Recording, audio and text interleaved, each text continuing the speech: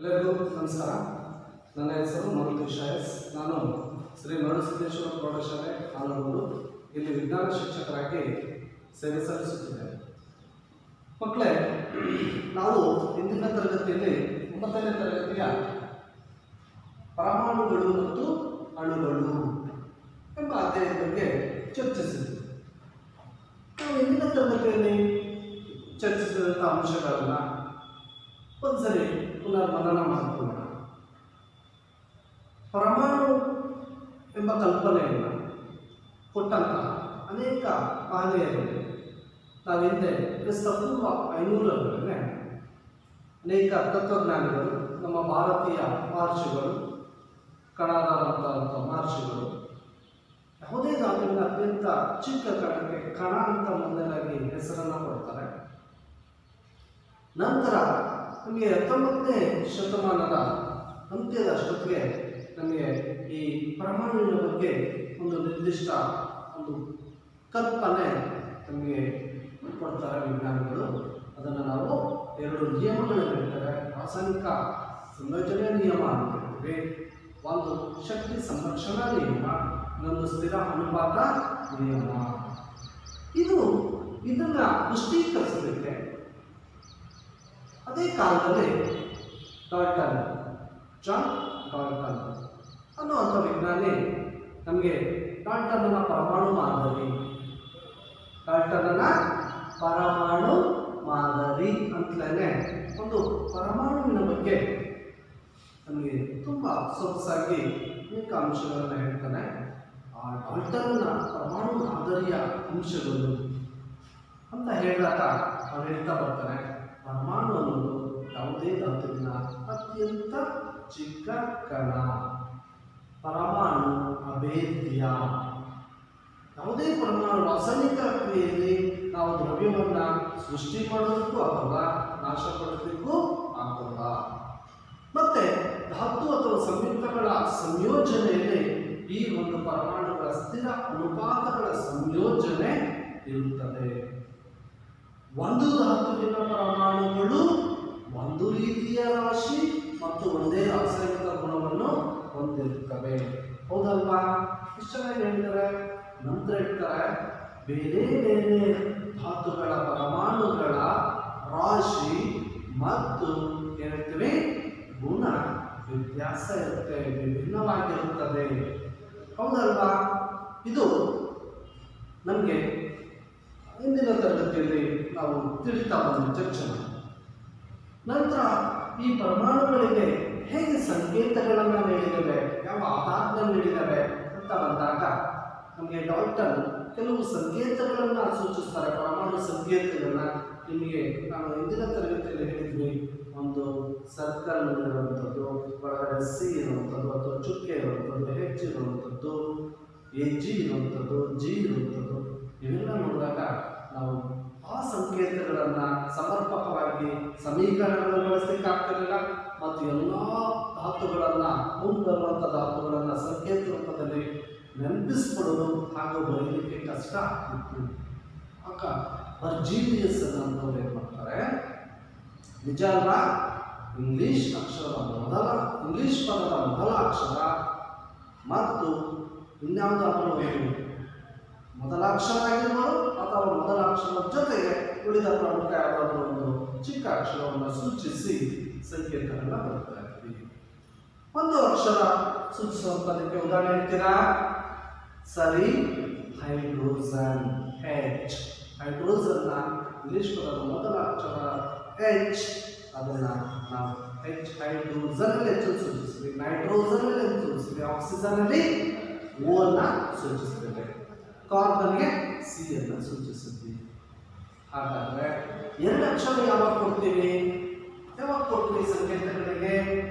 ಉದಾಹರಣೆ cobalt, calcium, chromium, carbon ಎಲ್ಲ ಧಾತುಗಳ ಮೊದಲ ಅಕ್ಷರ ಸಿನೇ ಆಗಿದೆ.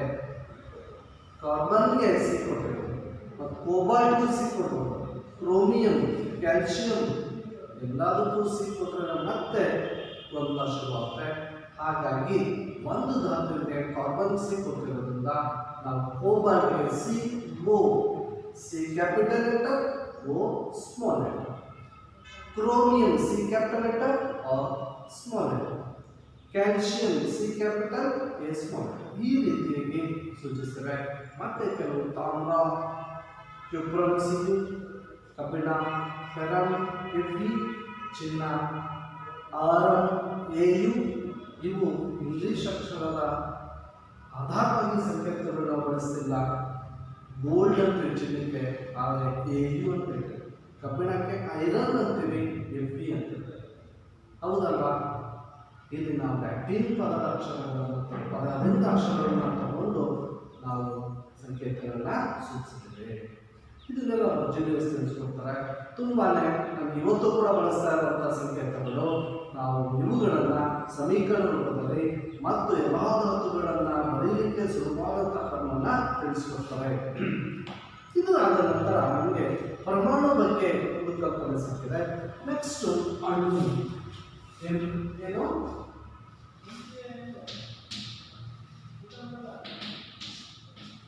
ಅಣುಗಳು. ಅಣು ಅಂದ್ರೆ ಏನು? ನಮಗೆ ಈಗಾಗಲೇ ಗೊತ್ತಿದೆ. ಸ್ವತಂತ್ರವಾಗಿ ಅಸ್ತಿತ್ವವುಳ್ಳ ಮತ್ತು ವಸ್ತುವಿನ ಎಲ್ಲ ಗುಣಗಳನ್ನು ಪ್ರದರ್ಶಿಸುವ, ಸ್ವತಂತ್ರವಾಗಿ ಅಸ್ತಿತ್ವವುಳ್ಳ ಮತ್ತು ವಸ್ತುವಿನ ಎಲ್ಲ ಗುಣಗಳನ್ನು ಪ್ರದರ್ಶಿಸುವ ಧಾತು ಅಥವಾ ಸಂಯುಕ್ತದ ಚಿಕ್ಕ ಕಣ. ಸಂಯುಕ್ತದ ಚಿಕ್ಕ ಕಣವೇ ಅಣು ಅಂತ ಕರೀತೇವೆ. ಅಥವಾ ಏನಂತ ಹೇಳ್ತೀವಿ? ರಾಸಾಯನಿಕವಾಗಿ ಬಂಧಿಸಲ್ಪಟ್ಟ ನಾವು 2 ಅಥವಾ ಹೆಚ್ಚು ಪರಮಾಣುಗಳ ಗುಚ್ಛ ಅಂತ ಕರೀತೀವಿ. 2 ಅಥವಾ ಹೆಚ್ಚು ಪರಮಾಣುಗಳ ಗುಚ್ಛಕ್ಕೆ ಅಣು ಅಂತ ಕರೀತೇವೆ. ಸರಿ ಕೇಳಿಸ್ಕೊಳ್ಳಿ. ಅಣು ಎಂದರೇನು? ರಾಸಾಯನಿಕವಾಗಿ ಸಂಯೋಜಿಸಲ್ಪಟ್ಟ 2 ಅಥವಾ ಹೆಚ್ಚು ಪರಮಾಣುಗಳ ಗುಚ್ಛಕ್ಕೆ ನಾವು ಅಣು ಎನ್ನುತ್ತೇವೆ. ಇವು ಯಾವುದೇ ಧಾತುವಿನ ಒಂದು ಸ್ವತಂತ್ರ ಲಕ್ಷಣಗಳನ್ನು ಪ್ರದರ್ಶಿಸುತ್ತೆ. ಹಾಗೆಯೇ ಯಾವುದೇ ಸಂಯುಕ್ತದ ಅತಿ ಚಿಕ್ಕ ಕಣ ಅಂತೂ ಕೂಡ ನಾವು ಅಣುವನ್ನ ಕೇಳ್ತೇವೆ. ಧಾತುಗಳ ಅಣುಗಳು, ನಾವು ಕೆಲವು ಧಾತುಗಳ ಅಣುಗಳು ಒಂದೇ ಆಗಿರ್ಬೋದು. ಅದನ್ನ ಏಕಪರಮಾಣೀಯ ಅಂತ ಕರಿತೇವೆ. 2 ಇದ್ರೆ ದ್ವಿಪರಮಾಣೀಯ. ಉದಾಹರಣೆಗೆ ಹೆಸರು ಆರ್ಗಾನ್,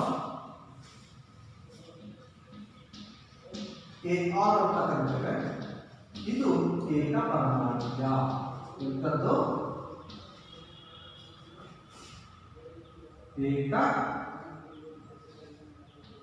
ಏಕಪರಮಾಣೀಯ.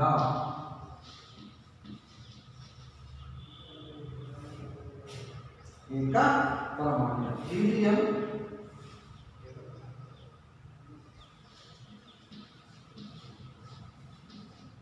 Hg ಏಕಪರಮಾಣೀಯ.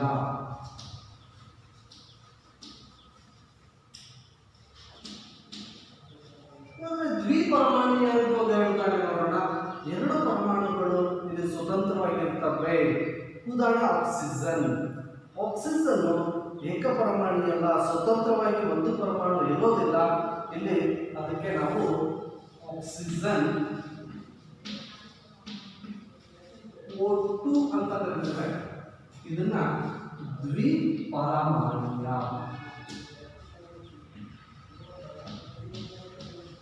ಹಾಗೆಯೇ ಫ್ಲೋರಿನ್ Cl2 ಅಂತ ಕರೀತೀವಿ. ಇದು ಕೂಡ ಏನಂತ ಹೇಳ್ತೀವಿ? ದ್ವಿಪರಮಾಣೀಯ. ಹಾಗೆಯೇ ನೈಟ್ರೋಜನ್, ಹೈಡ್ರೋಜನ್,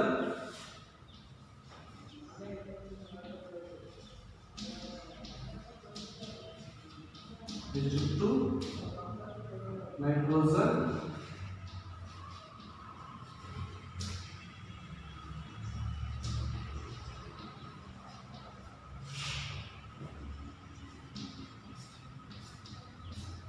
ದ್ವಿಪರಮಾಣೀಯ ಅಣು. ಹಾಗೆಯೇ ನಮಗೆ ಈ ಫಾಸ್ಫರಸ್ ಒಂದು ಚತುರ್ಪರಮಾಣೀಯ ಅಂತ ಕರಿತೀವಿ.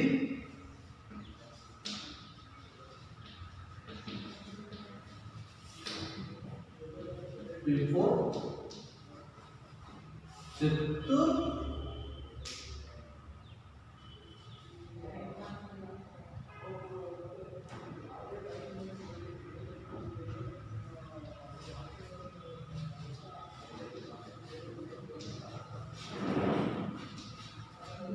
ಇಲ್ಲಿ ನೋಡಿ ಆರ್ಗಾನ್ ಹೀಲಿಯಂ ಎರಡು ಹೇಳಿದ್ದಾರೆ. ಇವೆರಡು ಕೂಡ ಏಕ ಪರಮಾಣು ಅಂದ್ರೆ ಆರ್ಗಾನ್ ಮತ್ತು ಹೀಲಿಯಂನ ಧಾತುಗಳ ಪರಮಾಣುಗಳು ಒಂದು ಪರಮಾಣು ಸ್ವತಂತ್ರವಾಗಿ ಇರಬಲ್ಲದು, ಅದು ಆ ಒಂದು ಧಾತುವಿನ ಗುಣವನ್ನು ಪ್ರದರ್ಶಿಸಬಲ್ಲದು. ಅದೇ ಆಕ್ಸಿಜನ್, ಕ್ಲೋರಿನ್, ಹೈಡ್ರೋಜನ್, ನೈಟ್ರೋಜನ್ ಗಮನಿಸ್ತಾ ಇದ್ದೀವಿ. ಇವು ಏನ್ ಹೇಳ್ತಾ ಇದ್ವಿ, ದ್ವಿಪರಮಾಣ್ಯ. ಆಕ್ಸಿಜನ್ ನಲ್ಲಿ O ಎಂಬುದು ಸ್ವತಂತ್ರವಾಗಿ ಒಂದು ಪರಮಾಣು ತನ್ನ ಗುಣವನ್ನು ಪ್ರದರ್ಶಿಸಲಾರದು, ಅದು ಅಣುವಿನ ರೂಪದಲ್ಲಿರುತ್ತದೆ. ಇದಕ್ಕೆ ದ್ವಿಪರಮಾಣ್ಯ.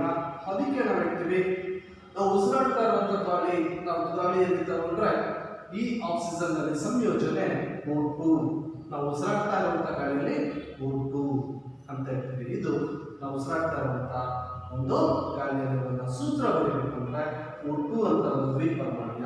ಹಾಗೆಯೇ ನಾವು ಕ್ಲೋರಿನ್ ತಗೊಳ್ಳಿ, ಹೈಡ್ರೋಜನ್, ನೈಟ್ರೋಜನ್, ಫಾಸ್ಫರಸ್ ಒಂದು P4, ಅದು ಚತುರ್ಪರಮಾಣ್ಯ. ಹಾಗೆಯೇ ನಾವು ಇನ್ನು ಆಕ್ಸಿಜನ್ ತ್ರಿಪರಮಾಣ್ಯ ಅಂತ ಹೇಳಬೇಕು. ಓಝೋನ್ ಕೇಳಿದೀವಲ್ಲ, ಇನ್ನು ಓಝೋನ್ ಕಾರ್ಯ ಏನು? ಓಝೋನ್ ಎಲ್ಲಿದೆ ಹೇಳ್ತೀರಾ? ಓಝೋನ್ ಎಲ್ಲಿದೆ? ನಮ್ಮ ವಾತಾವರಣದ ಸ್ತರಗೋಲದಲ್ಲಿ. ವಾತಾವರಣದ ಸ್ತರಗೋಲದಲ್ಲಿ ಓಝೋನ್ ಎನ್ನುವಂತಹ ಒಂದು ಪದರ ಇದೆ. ಇದಕ್ಕೆ ಏನಂತ ಕರಿತೀವಿ? ಓಝೋನ್ಗೆ ಭೂಮಿಯ ರಕ್ಷಾ ಕವಚ. ಭೂಮಿಯ ರಕ್ಷಾ ಕವಚ ಒಂದು ಅನಿಲದ ಪದರ.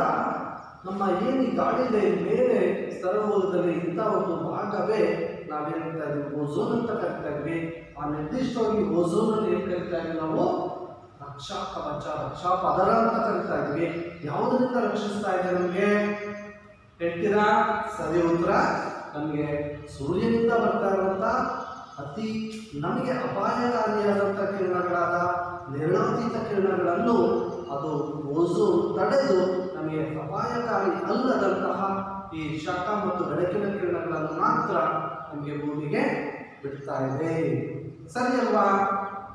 ಆದ್ರಿಂದ ಭೂಮಿ ಜೀವಿಗಳಿಗೆ ಈ ನೇರಳಾತೀತ ಕಿರಣಗಳನ್ನು ತಡೆದು ಬಿಡ್ತಾ ಇರೋದ್ರಿಂದ ಓಝೋನ್ ಅನ್ನು ನಾವೇನಂತ ಕರಿತಾ ಇದ್ವಿ? ಭೂಮಿಯ ರಕ್ಷಾ ಕವಚ ಅಂತ ಕರಿತಾ ಇದ್ವಿ. ಓಝೋನ್ ಯಾವುದರಿಂದ ಆಗಿದೆ? ಹೌದಲ್ಲ? ಏನರಿಂದ ಆಗಿದೆ? ರಾಸಾಯನಿಕವಾಗಿ ಓಝೋನ್. ಓಝೋನ್ ಅನ್ನೋದು ಕೂಡ ನಾವು ಓಝೋನ್ ಹೇಳ್ತೀವಿ, ಅದರ ಸೂತ್ರ O3 ಅಂತ ಕರಿತೀವಿ. ಏನಂತ ಕರಿತೀವಿ? O3. ಓಝೋನ್ಗೆ ಸೂತ್ರ ಏನು? O3 ಅಂದ್ರೆ ಇದಕ್ಕೆ ಓಝೋನ್ 3 ಆಕ್ಸಿಜನ್ ಪರಮಾಣುಗಳಿಂದ ಆಗಿರೋದ್ರಿಂದ ನಾವು ತ್ರೈಪರಮಾಣ್ಯ.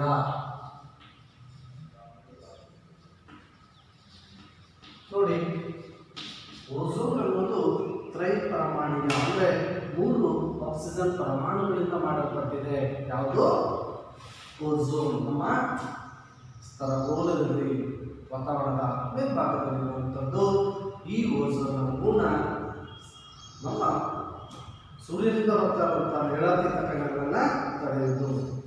ಇವು ನಿರ್ದಿಷ್ಟವಾಗಿ ಸಂಯುಕ್ತಗಳ ಒಂದು ಏಕಪರಮಾಣ್ಯ, ದ್ವಿಪರಮಾಣ್ಯ ಮತ್ತು ತ್ರೈಪರಮಾಣ್ಯ ಅಂತಿವೆ. ಇವು ನಿರ್ದಿಷ್ಟ ಅನುಪಾತದಲ್ಲಿ ಸಂಯೋಜನೆಯಿಂದ ಅವುಗಳ ಒಂದು ಜೋಡಣೆಯಿಂದ ನಡೀತಾ ಇದೆ. ಇವು ರಾಶಿ ಸಂಯೋಜನೆಗಳ ರಾಶಿ, ಸಂಯೋಜನೆಗೊಂಡಂಥ ರಾಶಿ. ಉದಾಹರಣೆಗೆ ನಾವು ನೀರಲ್ಲಿ ತಗೊಂಡ್ರೆ H2O ಅಲ್ಲಿ 1:8 ಅಂತ ಕರಿತೀವಿ. 1:8. ಹೈಡ್ರೋಜನ್ ರಾಶಿ 1, ಆಕ್ಸಿಜನ್ ರಾಶಿ 8. ಈ ತರ ಒಂದು ಅನುಪಾತಗಳಲ್ಲಿ ನಿರ್ದಿಷ್ಟ ಈ ಪರಮಾಣು ಅನುಪಾತಗಳಲ್ಲಿ ಸಂಯೋಜನೆಗೊಂಡು ಇಲ್ಲಿ ಅಣುಗಳು ಉಂಟಾಗುತ್ತವೆ. ಮತ್ತೊಂದಿಲ್ಲಿ ಪದ ಬರುತ್ತದೆ. ಇದನ್ನೆಲ್ಲ ನೋಟ್ ಮಾಡ್ಕೊಂಡಿರೋದ್ರೆ ನಿಮ್ಮ ಪಠ್ಯ ಪುಸ್ತಕದ ಪುಟ 78 ಕೋಷ್ಟಕ 3.3 ನಲ್ಲಿ ಕೂಡ ಇವೆಲ್ಲವೂ ಇದೆ. ನೀವು ಅದನ್ನು ಗಮನಿಸಿ.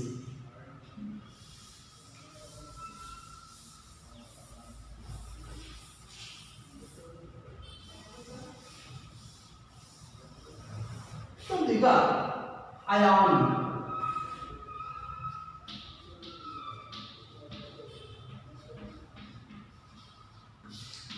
ಅಯಾನ್ಸ್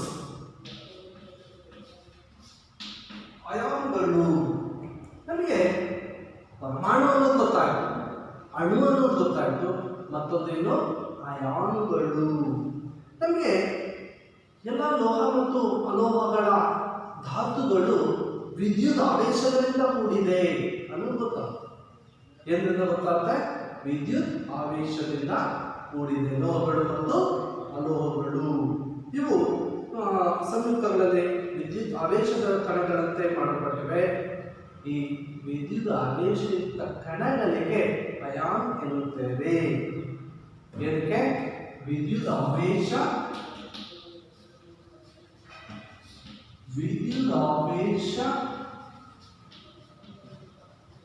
ಯುಕ್ತ ಕಣಗಳಿಗೆ ಅಯಾನುಗಳು ಎನ್ನುವುದು.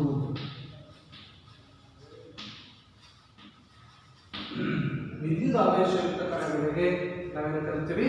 ಅಯಾನುಗಳು ಎಂದು ಕರೀತೇವೆ. ಇವುಗಳಲ್ಲಿ ಎರಡು ವಿಧ, ಒಂದು ಋಣ ಅಯಾನ್, ಮತ್ತೊಂದು ಧನ ಅಯಾನ್. ಎರಡು ವಿಧ, ಒಂದು ಋಣ ಅಯಾನ್, ಇನ್ನೊಂದು ಧನ ಅಯಾನ್. ಋಣ ಅಯಾನ್ಗೆ ಆನ್ ಅಯಾನ್ ಅಂತ ಕರಿತೀವಿ.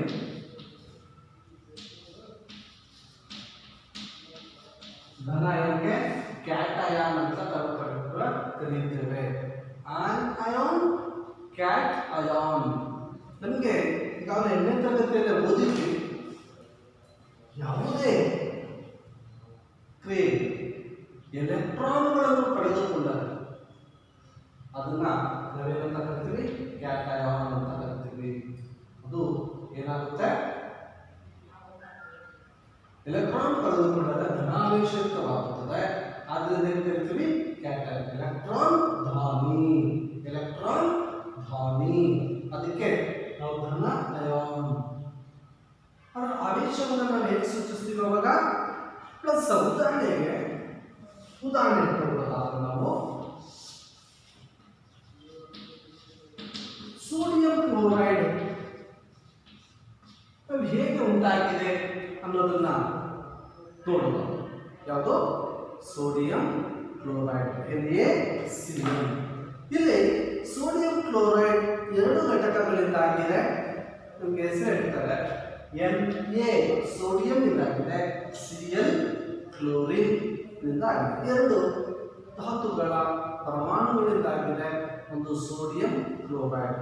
ಇಲ್ಲಿ ಸೋಡಿಯಂ ನಾವು ಎಲೆಕ್ಟ್ರಾನ್ ಅನ್ನ ದಾನ ಮಾಡುತ್ತೆ, ಅದಕ್ಕೆ ನಾವು ಅದನ್ನ Na+ ಅಂತ ಸೂಚಿಸಿದೆ. ಧನ ಅಯಾನ್. ಎಂತ ಅಯಾನ್? ಧನ ಅಯಾನ್. ಕ್ಲೋರಿನ್ ಎಲೆಕ್ಟ್ರಾನ್ ಸ್ವೀಕರಿಸೋದ್ರಿಂದ ಅದನ್ನ ಋಣ ಅಯಾನ್. ಅದನ್ನ ನಾವೇನಂತ ತೋರಿಸ್ತಾ ಇದ್ದೇವೆ? ಋಣ ಅಯಾನ್. Cl ಮೈನಸ್ ಅಂತ ಸೂಚಿಸ್ತಾ ಇದ್ದೇವೆ. ಹೌದಲ್ವಾ? Na+ Cl minus. ಇದಕ್ಕೆ ಯಾವ ಎಲೆಕ್ಟ್ರಾನ್ ಕೊಡ್ತಾ ಇದಕ್ಕೆ ಧನ ಅಯಾನ್ ಎಂದು ಕರೆಯುತ್ತೇವೆ. ಎಲೆಕ್ಟ್ರಾನ್ ಸ್ವೀಕರಿಸ್ತಾ ಇರುವಂತಹ ಒಂದು ಕಣಕ್ಕೆ ನಾವೇನಂತ ಕರಿತೀವಿ? ಋಣ ಅಯಾನ್ ಅಂತ ಕರೀತೇವೆ. ಈ ರೀತಿಯಾಗಿ ಈ ಒಂದು ಆವೇಶಗಳ ಅಥವಾ ಎಲೆಕ್ಟ್ರಾನ್ಗಳ ಹಂಚಿಕೆಯಿಂದ ಆಗುವಂತಹ ಒಂದು ಬಂಧಕ್ಕೆ ನಾವು ಅಯಾನಿಕ ಬಂಧ ಎಂದು ಕರೆಯುತ್ತೇವೆ. ನೆಕ್ಸ್ಟ್ ಮುಂದೆ ಬರುತ್ತೆ, ನಾವು ಈ ಸಂಯುಕ್ತಗಳು ಹೇಗೆ ಉಂಟಾಗ್ತವೆ? ಒಂದು ಈ ಅಯಾನುಗಳ ವಿನಿಮಯ, ಅಂದರೆ ಎಲೆಕ್ಟ್ರಾನ್ಗಳ ವಿನಿಮಯ. ಎಲೆಕ್ಟ್ರಾನ್ಗಳ ವಿನಿಮಯ ಆದಾಗ ನಾವು ಅದನ್ನೇನಂತ ಕರಿತೀವಿ? ಅಯಾನಿಕ ಬಂಧ ಎಂದು ಕರೀತೇವೆ. ಹೌದಲ್ವಾ? ನಮಗೆ ಈ ಅಯಾನುಗಳನ್ನು ಇಟ್ಕೊಂಡು ನಾವೊಂದು ಸಂಯುಕ್ತದ ಸೂತ್ರಗಳನ್ನು ರಚಿಸ್ತೇವೆ. ಹೇಗದು ನೋಡೋಣಲ್ವಾ? ರಾಸಾಯನಿಕ ಸೂತ್ರಗಳನ್ನು ಬರೆಯುವ ವಿಧಾನ ಇದರ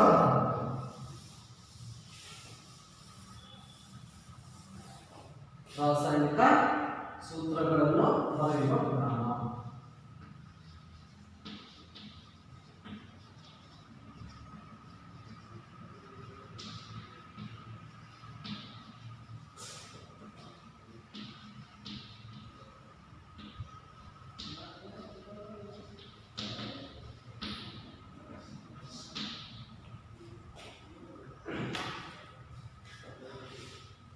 ನಾವು ರಾಸಾಯನಿಕ ಸೂತ್ರ ಎಂದರೇನು? ಮೊದಲು ರಾಸಾಯನಿಕ ಸೂತ್ರ ಸಂಯುಕ್ತವೊಂದರ ಸಂಯೋಜನೆಯ ಸಾಂಕೇತಿಕ ರೂಪವೇ ಮಕ್ಕಳೇ ಸಂಯುಕ್ತವೊಂದರ ಸಂಯೋಜನೆಯ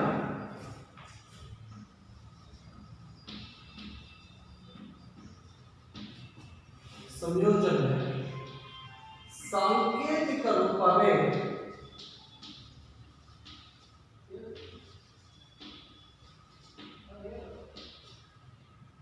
ರಾಸಾಯನಿಕ ಸೂತ್ರ.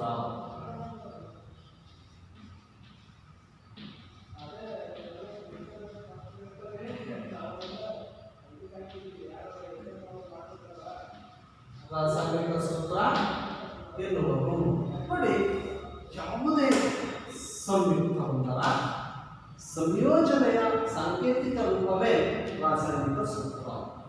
ಯಾವುದೇ ಒಂದು ಸಂಯುಕ್ತದಲ್ಲಿನ ಸಂಕೇತ ಹೇಗೆ ಬರೀಬೇಕು, ಅದರ ಸಂಯೋಜನೆ ಎಷ್ಟು ಪರಮಾಣುಗಳನ್ನು ಎಲೆಕ್ಟ್ರಾನ್ಗಳ ಹಂಚಿಕೊಂಡಿದೆ ಅನ್ನೋ ಆಧಾರದ ಮೇಲೆ ನಾವು ಬರೆಯುವಂಥ ಒಂದು ವಿಧಾನವೇ ಅದನ್ನು ರಾಸಾಯನಿಕ ಸೂತ್ರ ಎಂದು ಕರೆಯುತ್ತೇವೆ. ಈ ಸೂತ್ರ ವಿಭಿನ್ನ ಸಂಯುಕ್ತ ರಾಸಾಯನಿಕ ಸೂತ್ರಗಳನ್ನು ನಾವು ಈ ಸಂಯೋಗ ಸಾಮರ್ಥ್ಯದ ಆಧಾರದ ಮೇಲೆ ಸುಲಭವಾಗಿ ಬರೆಯಬಹುದು. ಅದು ಗೊತ್ತಿರಬೇಕಂದ್ರೆ ನಮಗೆ ಆ ವೇಲೆನ್ಸಿ ಅಂತ ವೇಲೆನ್ಸಿ ಧಾತುವಿನ ವೇಲೆನ್ಸಿ ನೆನಪಿಸ್ಕೊಳ್ಳಿ. ಏನು ವೇಲೆನ್ಸಿ ಅಂದರೆ ನಾವು ಯಾವುದೇ ಪರಮಾಣುವಿನ ಅತ್ಯಂತ ಹೊರ ಕವಚದಲ್ಲಿರುವ ಎಲೆಕ್ಟ್ರಾನ್ಗಳಿಗೆ ವೇಲೆನ್ಸಿ ಎಲೆಕ್ಟ್ರಾನ್ಗಳು ಎನ್ನುತ್ತೇವೆ. ಹೌದಲ್ವಾ?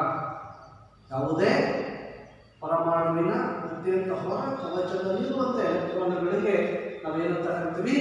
ವೇಲೆನ್ಸಿ ಎಲೆಕ್ಟ್ರಾನ್ಗಳು, ವೇಲೆನ್ಸಿ ಎಲೆಕ್ಟ್ರಾನ್ಗಳು ಎಂದು ಕರೆಯುತ್ತೇವೆ. ವೇಲೆನ್ಸಿ ಎಂದರೇನು?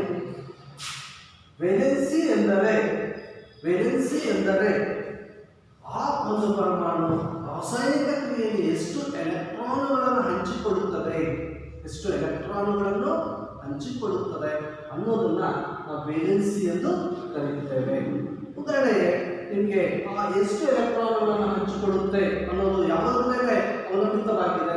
ನಾವು ಅಷ್ಟಕ ಜೋಡಣೆ ಅಂತ ಕರಿತೀವಿ. ಅಷ್ಟಕ ಜೋಡಣೆ ನಿಮಗೆ ಆಕ್ಟೇಟ್ ಸ್ಟೇಟ್ ಅಂತ ಏನು ಹೇಳ್ತಾ ಇದ್ವಿ, ಒಂದು ಸ್ಥಿರ ಎಲೆಕ್ಟ್ರಾನ್ ವಿನ್ಯಾಸ ಉಂಟಾಗಲಿಕ್ಕೆ ಅದು ಎಷ್ಟು 8 ಹೊರಕವಚದಲ್ಲಿ 8ಕ್ಕಿಂತ ಹೆಚ್ಚು ಎಲೆಕ್ಟ್ರಾನ್ಗಳು ಇದ್ದರೆ 1, 2, 3 ಅದನ್ನು ದಾನ ಮಾಡುತ್ತೆ, ಅವಾಗ ಧನ ಅಯಾನ ಆಗುತ್ತೆ.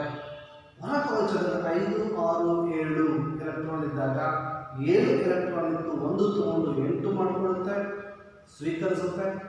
ಹೊರಕವಚದಲ್ಲಿ 6 ಎಲೆಕ್ಟ್ರಾನ್ ಇದ್ದರೆ, ಉದಾಹರಣೆಗೆ ಆಕ್ಸಿಜನ್ ತಗೊಂಡ್ರೆ ಆಕ್ಸಿಜನ್ನ ಎಲೆಕ್ಟ್ರಾನ್ ವಿನ್ಯಾಸ 8. ಅದರ ನಾವು ಉದಾಹರಣೆ ನೋಡಬೇಕಂದ್ರೆ ಆಕ್ಸಿಜನ್ ಅಲ್ಲಿ 8 1s2 2s2 2p4 ಅಂದರೆ 2 ಮತ್ತು 4 ಅಂದರೆ 6. ಒಂದನೇ ಕವಚದಲ್ಲಿ 2, ಎರಡನೇ ಕವಚದಲ್ಲಿ 6. ಆಕ್ಸಿಜನ್ ಪರಮಾಣು ಅಷ್ಟಕ ಜೋಡಣೆ ವಿನ್ಯಾಸ ಸ್ಥಿರ ವಿನ್ಯಾಸ ಉಂಟಾಗಲಿಕ್ಕೆ ಇಲ್ಲಿ ಒಂದನೇ ಕವಚ 2, ಎರಡನೇ ಕವಚದಲ್ಲಿ 6 ಎಲೆಕ್ಟ್ರಾನ್ ಇದೆ. ಈ 6 ಎಲೆಕ್ಟ್ರಾನ್ಗಳನ್ನು ಸ್ಥಿರ ವಿನ್ಯಾಸ ಮಾಡ್ಕೊಳ್ಳಿಕ್ಕೆ ಅಂದರೆ ಅಷ್ಟಕ ಜೋಡಣೆ ಆಗಲಿಕ್ಕೆ ಎಷ್ಟು ಬೇಕು? 8 ಎಲೆಕ್ಟ್ರಾನ್ ಅವಶ್ಯಕತೆ ಇದೆ.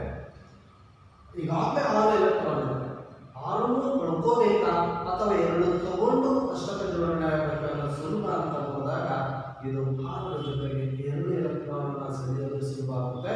ಆಗ 2ನ್ನ ತಗೊಂಡು ಏನಾಗುತ್ತೆ? ಅಷ್ಟಕ ಜೋಡಣೆ ಆಗುತ್ತೆ. ರಾಸಾಯನಿಕ ಕ್ರಿಯೆಯಲ್ಲಿ ಆಕ್ಸಿಜನ್ 2 ಎಲೆಕ್ಟ್ರಾನ್ಗಳನ್ನು ಸ್ವೀಕರಿಸುತ್ತದೆ. ಆದ್ದರಿಂದ ನಾವು ಆಕ್ಸಿಜನ್ನ ವೇಲೆನ್ಸಿ ಸಂಖ್ಯೆ ಏನಂತ ಕರಿತೀವಿ? 2 ತಗೊಳ್ಳೋದ್ರಿಂದ ಏನಂತ ಕರಿತೀವಿ? ಆಕ್ಸಿಜನ್ನ ವೇಲೆನ್ಸಿ ಸಂಖ್ಯೆ ಎಷ್ಟಪ್ಪ? 2 ಅಂತ ಅಂದ್ರೆ 2 ಎಲೆಕ್ಟ್ರಾನ್ ತಗೊಳ್ತು. ಅದು ತಗೊಂಡ್ರು ಅಷ್ಟೇ ಅಥವಾ ಕೊಟ್ಟರು ಅಷ್ಟೇ.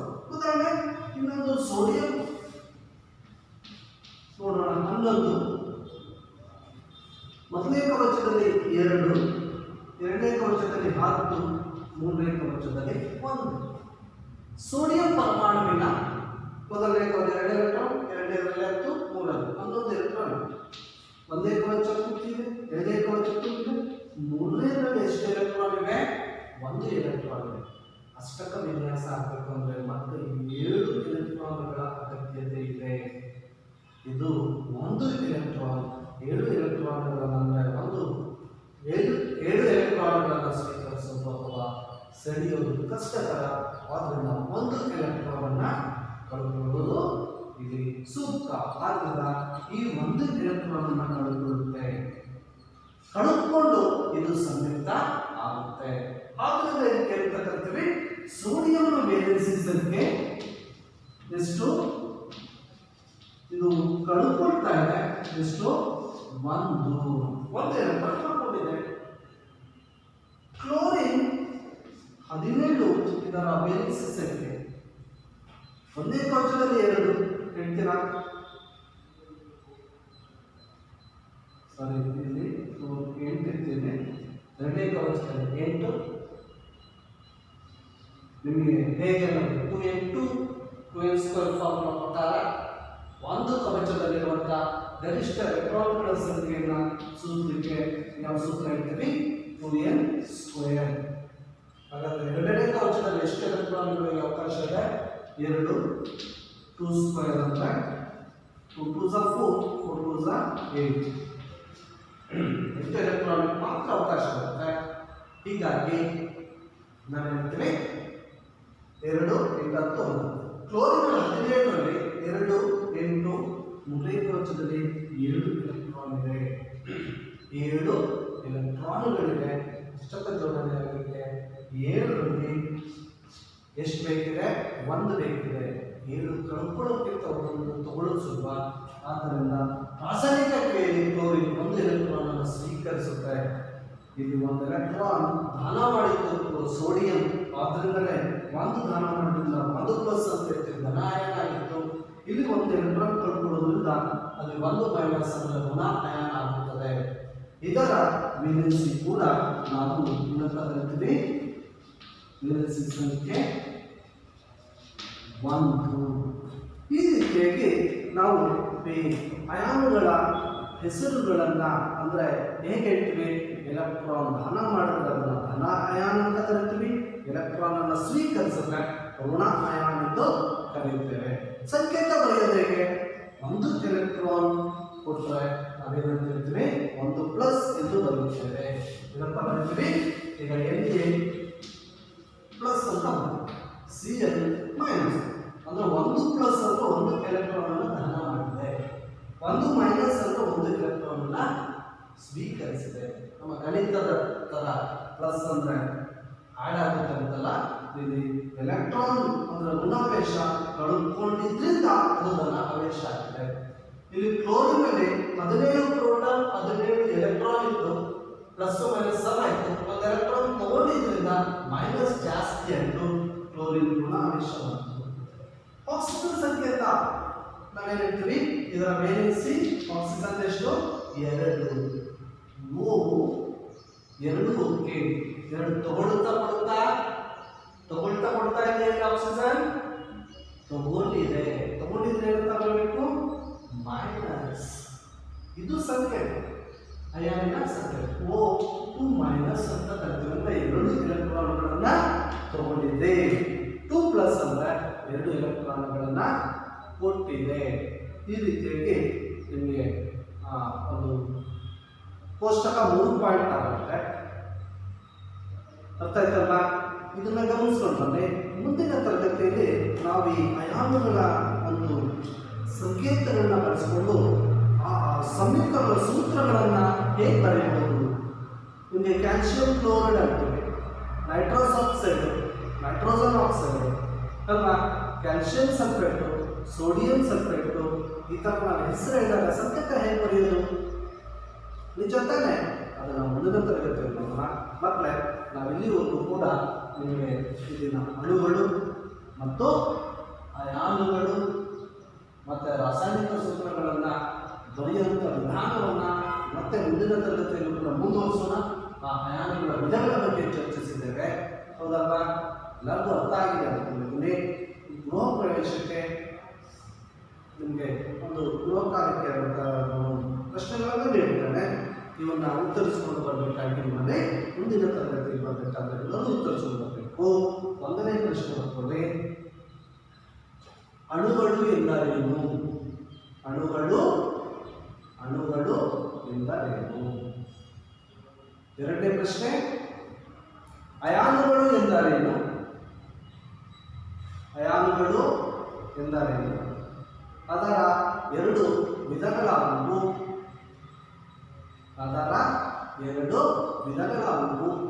ಪ್ರತಿಯೊಂದಕ್ಕೂ ಉದಾಹರಣೆ ಕೊಡಿ.